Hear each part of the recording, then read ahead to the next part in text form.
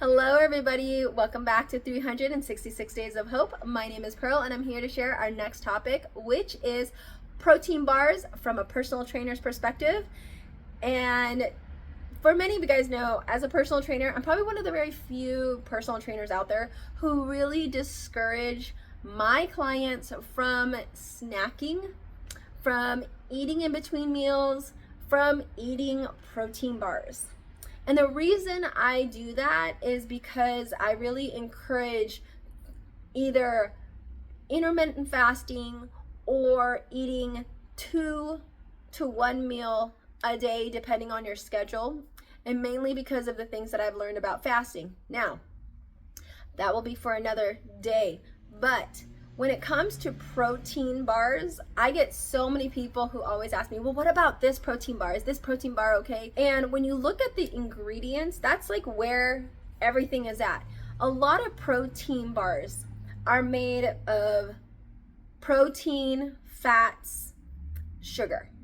Now, one of the things that I've seen that's really been terrible is I see either really high fat, really high sugar, and low protein. If it's a protein bar, it should be predominantly protein compared to all the other things that are on there. It should be predominantly protein. And so when you think about what you're actually using this protein bar for, usually protein bar is to help hold you over until your next meal, maybe because you've got a rush day. What it's not supposed to be is it shouldn't be a snack that you use and then 2 hours later you're eating a ginormous meal, because if you exercised prior, you've literally just added all your calories back on that you've literally burned during your workout. Even if in reverse, like you've done it backwards, it doesn't help your body to consume more calories if you haven't burned enough calories to intake it. Remember, it's your body works on exchange of energy.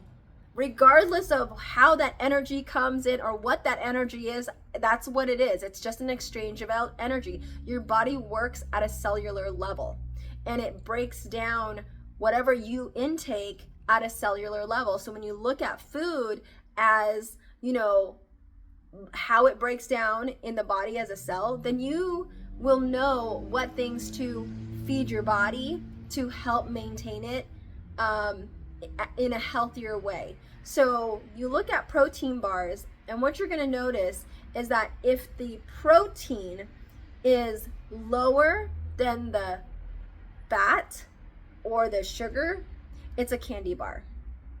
High fat, high sugar equals candy bar. Remember, sugar gets converted into glucose, which if it is not used, gets stored and converted into fat. So if you see canola oil, seed oils, coconut oil used in your protein bars, then that oil, it's already at its basic level, speaking cellularly, then it's just going to be processed in your system and stored as fat. Or it could be metabolized later, depending on whatever activities you may do. So you have to think about how you're absorbing that into your system. Same thing with carbohydrates. If, say, they put flour, okay, a good example, you have a protein bar that has flour in it. Well, that flour eventually gets broken down at its cellular level as glucose. Well, guess what? Sugar is also glucose. So therefore, you should add those two together, because that's going to be really how much sugar you're going to be intaking into your body, and it's going to be converted. And then if it's way higher than your protein, then that's not a protein bar, that's a candy bar. The other thing is, look at the ingredients. What is it mainly made out of? If it has like 30 listings of different types of things that's in there, that doesn't necessarily mean it's healthy. If you can't understand it, you can't comprehend what it means, then you probably shouldn't be putting it into your system, frankly. Anything that has sucralose, any lose in there, it's sugar, guys. it's sugar. If you have caramel coloring, that's an additive. It actually doesn't take that much to make your own protein bars. You can turn them into bars instead if you want to do protein squares, whatever you want to call it. And they're really simple.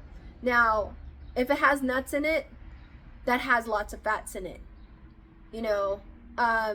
So also consider that if it's got nuts and oils, you've just doubled all of your fats, because nuts are oily as is. I've made protein bars where literally all it was nuts. There wasn't a single oil. I didn't add any oil to it because nuts are oily. When you blend them, you're going to see the oils be extracted and released. So if you've ever made your own like peanut butters, you're gonna see the oils start to accumulate after you've, you know, blended it and started to put it through your food processor. That's natural. Protein bars really should just be used for if you intend to skip a meal and you're using it as a supplemental and you're going to then not eat anything until the very next day. It's like your last resort. So if I was to say, oh, I'm going to have a protein bar, say at lunch, I would have an extremely light dinner, if at all, because that protein bar should have enough calories. I should say should have enough calories. It should have enough protein to hold you over, but also because if you have all the fats and carbohydrates and sugars in it, you need to be doing something active to try to basically cancel out the calories that you've just basically added in. So if you want to, you know, continue your fitness journey, that's an important aspect of, you know, trying to maintain your health by not overdoing it. Because you can sit there and be like, oh, well, you know, I've been eating healthy. I haven't seen any changes. But it's like, I ask my clients, well, what do you eat? And if they're telling me that all they're eating is like protein bars because they feel like they need calories, that's the first thing I tell them to take out, personally. Now I could go on about like, you know, my process of like how I encourage my clients, but that's definitely one thing as a personal trainer that I don't encourage for my clients, because for one, unless you make it yourself, there are just too many things in there and they could be adding a lot more things that your body actually doesn't really need. So I suggest that you really try to kind of make your own. You could add chia seed to it. You could add flax seed if you want. You could add dried fruit. And I would, even though yes, dried fruit does have sugars in there, you could do dates even, but I would rather have that than half the list on many of these protein bars that are out there. And if I was to use it, I would do a small amount and I would probably eat that as a dessert, as, you know, as a reward maybe, rather than using that as like a in between snacking, because you got to let your body relax, and you need to give your digestive system time to process everything before it intakes its next meal, or else you are fermenting your food and destroying your gut wall. So with that said, guys, I guess I'm making it pretty clear on my personal opinion. Now, every personal trainer is different, and I'm not saying that you can't get gains on snacking, but I personally don't want to destroy my gut and my gut flora, because that is my body's defense mechanism to fighting infections, and I want to keep it as healthy as possible. And I encourage many of my clients to really build their immune system while understanding fitness, because nutrition and fitness kind of go together.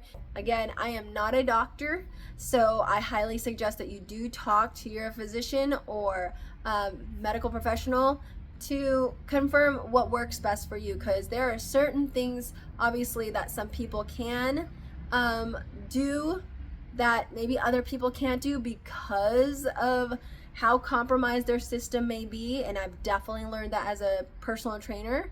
I've learned so much about how certain individuals can't take certain things because it conflicts with medical, or maybe a medication. There's just a lot when it comes to individual fitness, and I think it's important to have multiple people in your corner to help you understand your body and to help improve it.